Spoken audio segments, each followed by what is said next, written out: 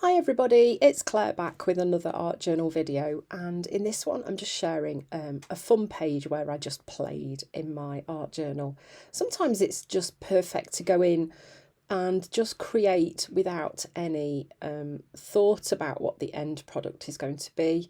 I will try and fix the wobble on the camera, sorry about that. Yeah, so, and I don't often start off with that really dark marine colour that's one of Dina Wakley's colours. Then I've added turquoise over the top.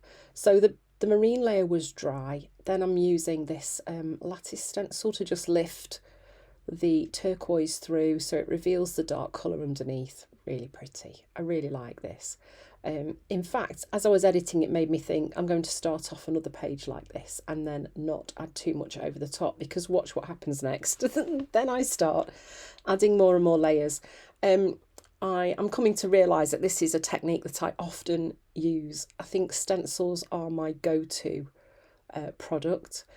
You can create really intricate layered backgrounds with stencils, just layering them with colours and patterns. If you think carefully about the stencil sizes that you use and kind of gradually make your stencil smaller and smaller, you can create that really detailed background without adding loads of collage paper. And I definitely think this is something that I tend to do without really thinking a lot. I like to create those kind of layers of pattern and colour using stencils just on their own. And more often than not, if I'm going to collage, I will then add that on the top afterwards. So then this is the angled painted blob stencil, also from Dina. That pink looks a little bit to me like the Amsterdam acrylic permanent red violet light. And then just I've got some left on my blending tool, so I'm just kind of smooshing that around the edges, just bringing a bit of a glow to the edge of the page. Okay, so this is quite dark now, but that's okay because it's very easy to fix that if you then start to go in with a lighter colour. So as you can see, this is the pieces stencil, and that is a bit of white, and I'm just pulling a bit of that across the page, and already that lifts the page, doesn't it? Now I'm going in with a bit of black text stamping. I have favourites that I often use, as you will know.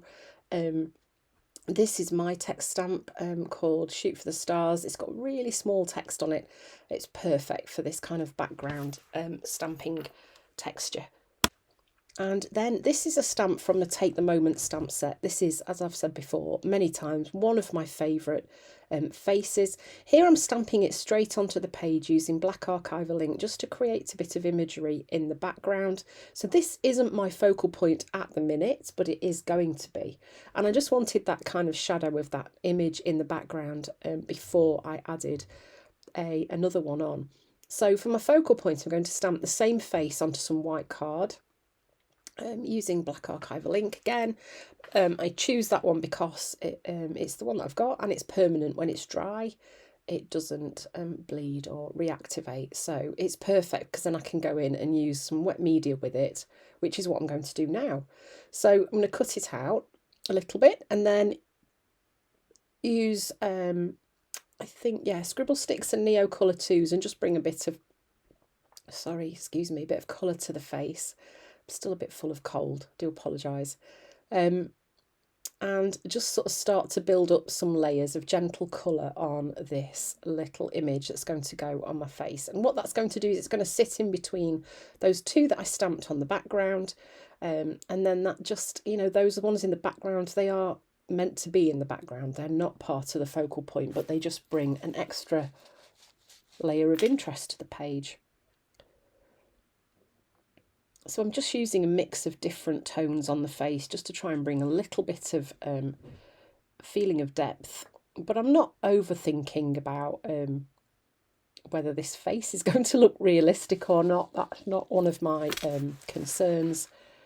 This really is a page where I am just playing.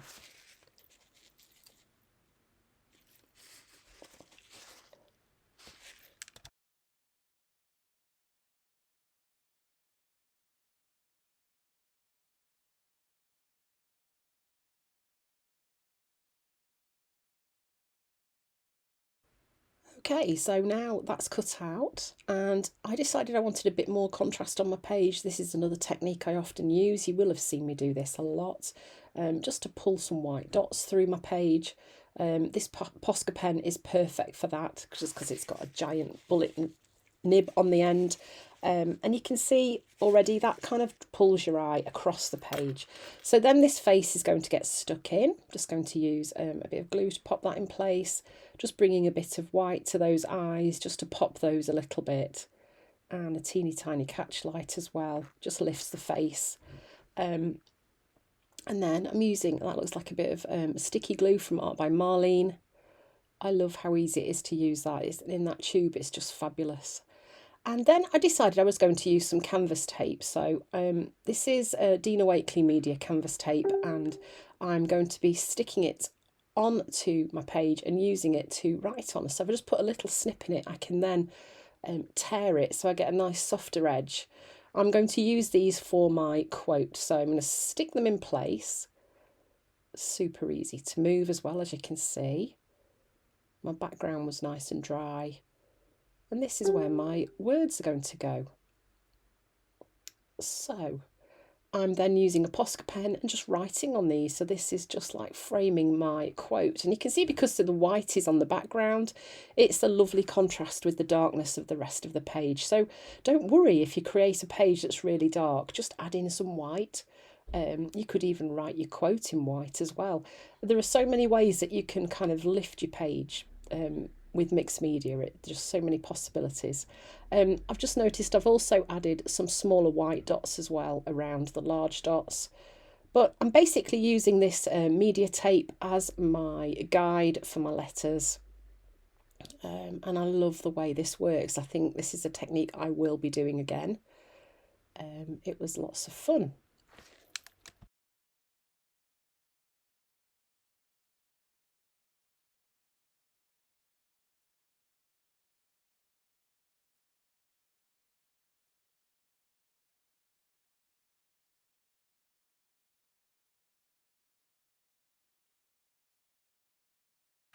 And then, of course, the finishing technique. A few splatters, it's got to be done. And I've chose white for this, but a pop of neon would have worked quite nicely, like a pop of Stoked from Dina Wakley Media, or, well, any neon really. But yeah, a contrast colour would have worked just as well. Or cheddar, maybe.